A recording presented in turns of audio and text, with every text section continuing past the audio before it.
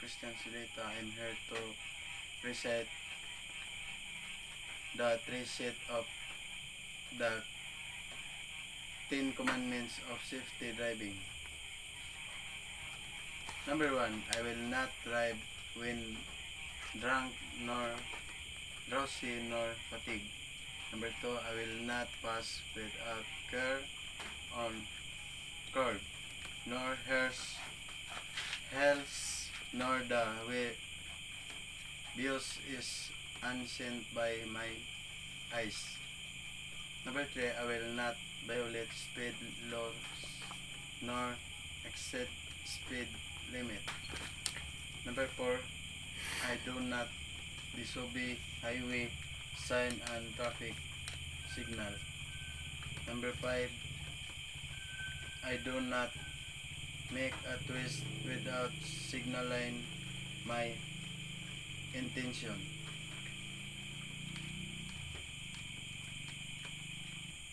Number 6, I do not accelerate my speed on school, playground, hospital, and other dangerous zones. Number 7, I will not be careless when crossing at intersections. Number 8, I do not glare my headlight on approaching cars at night. Number 9, I will slow down when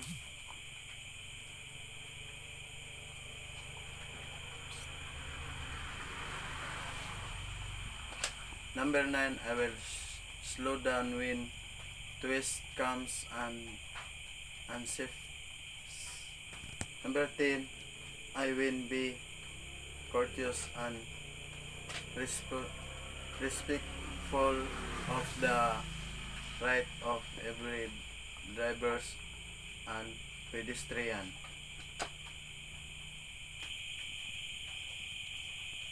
Commandments of road safety. Number 1, thou shalt not gaze at the phone. Number 2, thou shalt not throw trash out of the windows.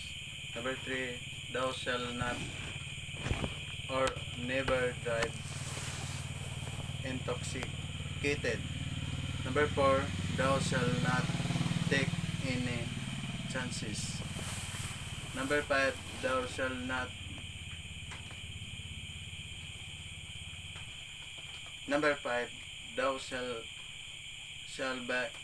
buckle up the kids. Number 6, thou shalt not drive on the bride.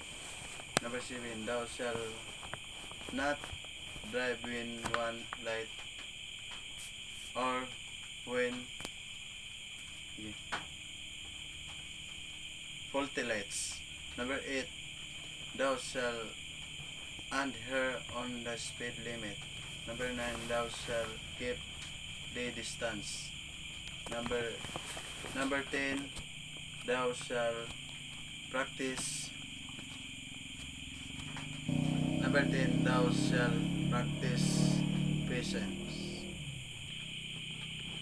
Self-clearance 10 commandments. Number 1, keep right. Number 2, observe road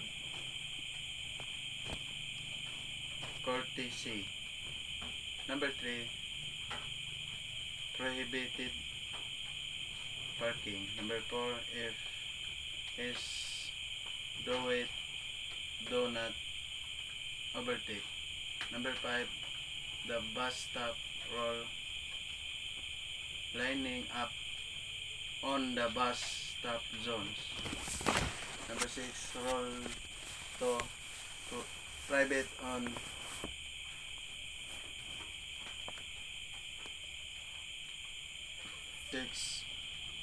rule to prevent of untangled traffic jams. Number 7, observe traffic management measures. Number 8, the philosophy of Pinoy drivers, first come, first serve vehicles.